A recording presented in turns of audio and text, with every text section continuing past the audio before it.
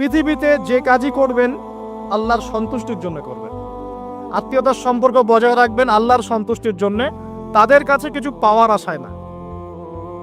যখনই আপনি কারো কাছে কিছু পাওয়ার আশা করবেন আপনি কষ্ট পাবেন। যখনই কারো কাছে কিছু পাওয়ার আশা করবেন আপনি কষ্ট পাবেন। কারো কাছে এত বেশি পাওয়ার আশা করবেন না।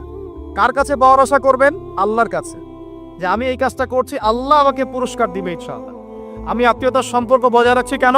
আল্লাহর কাছে রিজিকে বরকতের আশায়, আল্লাহর সন্তুষ্টির জন্য। মনে রাখবেন প্রিয় ভাইয়েরা, আমল কবুল হওয়ার শর্ত মোটামুটি তিনটা। কয়টা? 1 নাম্বার, আমলগুলো হতে হবে আল্লাহর সন্তুষ্টির জন্য। 1 2 নাম্বার, আমলটা হতে হবে রাসূলুল্লাহ সাল্লাল্লাহু আলাইহি ওয়াসাল্লামের পদ্ধতিতে, অন্য কারো পদ্ধতিতে নয়। 3 নাম্বার, আমলটা করার জন্য আপনার রিজিকটা হতে হবে হালাল। হারাম রিজিকের আমল আল্লাহর কাছে কবুল হয় না। আল্লাহ পাক আমাদের সবাইকে হালাল রিজিকের ব্যবস্থা করে দিন এবং রিজিকটাকে প্রশস্ত করুন, আমিন।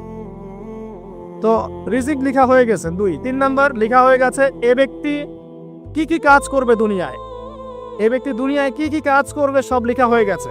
এখন যদি একটা চোর বলে যে আল্লাহ পাক আমার তাকদিরে লিখেছিলেন যে আমি চুরি করব, তাই আমি চুরি করেছি। এখন যদি একজন ধর্ষক বলে আল্লাহ আমার তাকদিরে লিখেছিল যে আমি ধর্ষণ করব, তাই ধর্ষণ করেছি। এখন যদি যারা এই জনগণের কিছু সম্পদ আত্মসাৎ করে খেয়ে ফেলছে তারা যদি বলে আল্লাহ তাকদিরে লিখছিলেন জন্যই দুর্নীতি করেছি, তাহলে কথাটা কি হবে? গ্রহণযোগ্য হবে? এখন যদি দলিল দেয় তাকদিরে তো লেখা ছিল। এই আকীদাটার নাম হচ্ছে জাবারিয়া আকীদা। কি আকীদা? জাবারিয়া। এমন একজন ব্যক্তি উমর রাদিয়াল্লাহু আনহুর দরবারে এসেছিল। চোর চুরি করেছে, ধরা পড়েছে।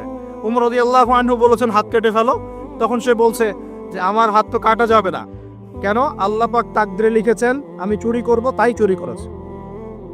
উমর রাদিয়াল্লাহু আনহুর সামনে এই কথাটা বলেছে। আর উমর রাদিয়াল্লাহু আনহু কি বিচক্ষণ মানুষ ছিলেন না বোকাশোকা ছিলেন?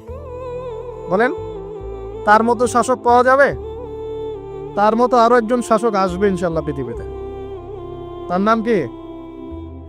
নবী ঈসা আলাইহিস সালাম, ইনশাআল্লাহু তাআলা। এবং তার আগে আরো একজন ইমাম আসবেন। তার নাম কি?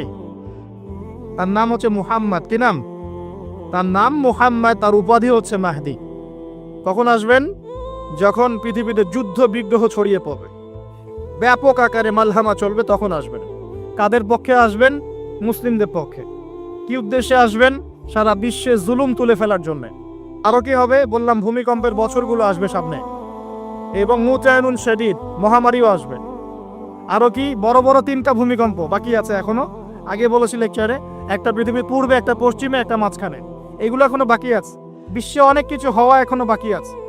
এখন যা দেখছি এগুলোই স্বপ্ন, এটা চলে যাবে। আরো নতুন সময় আসবে ইনশাআল্লাহ তাআলা।